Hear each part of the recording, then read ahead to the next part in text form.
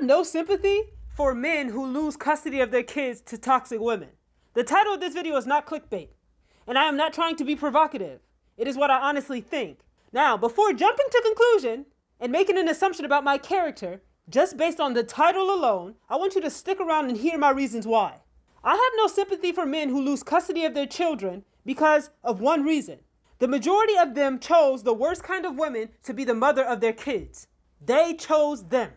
Because for some reason, a lot of men don't seem to bat an eyelash when confronted with toxic behavior in the women they choose to date. And they willingly become lambs to the slaughter. And we need to talk about that reality. In the title, notice how I said sympathy and not empathy.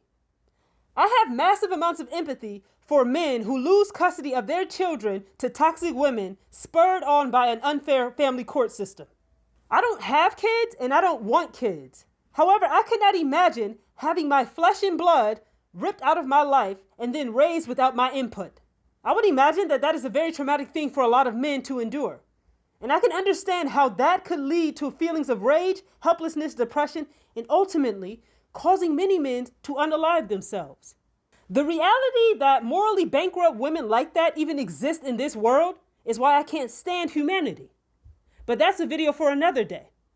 This video, I want to talk about personal responsibility and the role men play in losing access to their children.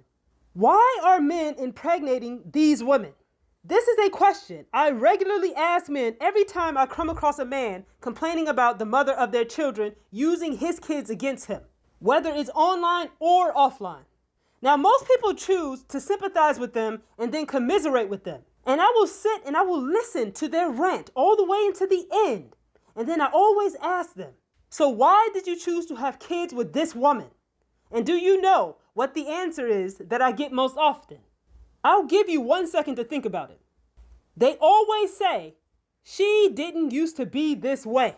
She didn't used to be this way. Or some variation of the same thing. Because like I said in my baby mama video, people are cowards and people hate taking personal responsibility for their choices. For the most part, no one man or woman is prepared to admit they chose the wrong person to have kids with. If a man admits that he knew a woman was toxic before choosing to have unprotected sex with her, then that man is essentially admitting to a massive failure of judgment on his part. And he simply doesn't want to do that.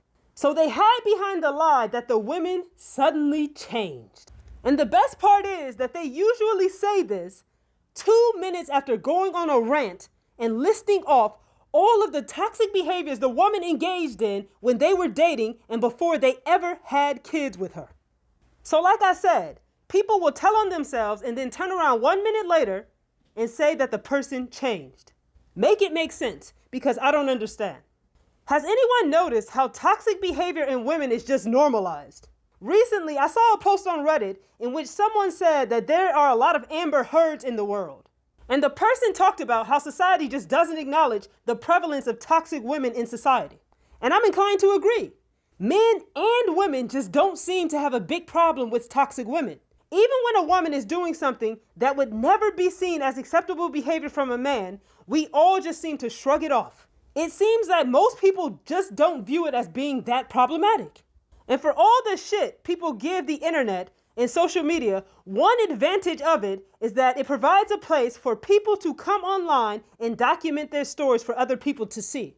The internet is full of proof that women are very capable of being just as violent and just as toxic as men are. However, something that I've personally noticed is that most men just don't seem to view this behavior as being that big of a red flag. Men will sit around laughing about how crazy their girlfriend is or how illogical her thinking is, and they will sit around and trade stories about all the antisocial behaviors their girlfriends engage in. They will tell people around them how she screams, how she shouts, how she throws things, how she has full-blown tantrums like a child. They will tell stories about all of the petty and vindictive behavior she engages in. And everybody, men included, just sit around and laugh like it's not a big deal. And I don't really understand the reasoning for this. But if I had to guess, I would say it is multifaceted. On the one hand, society coddles women to some degree and excuses a lot of bad behavior in women. That's true. Combine that reality with the fact that a lot of men don't have many options to be picky. So they essentially take whatever they can get. Also add on the fact that men are constantly told it's normal to have to put up with their wives and girlfriends. Also followed by the biological reality that women are smaller and weaker than men and cannot actually beat a man up despite what modern day action movies tell us. And I think that men just don't perceive women as being much of a threat. So they get into relationships with these women thinking, how can she possibly hurt me? The family court and divorce laws would like to have a word with you, sir. With all that being said, at the end of the day, men are responsible for the women they choose. Like I said in my baby mama video, you don't get to have kids with the wrong person and then act like the victim. The responsibility to choose wisely falls onto you. The only victims in cases like these are the children. As adults, we have to take full responsibility for the choices that we make. Maybe you were at a bad point in your life. Maybe you were depressed. Maybe you had weak boundaries. Maybe you had low self-esteem. Maybe you had trauma. Maybe.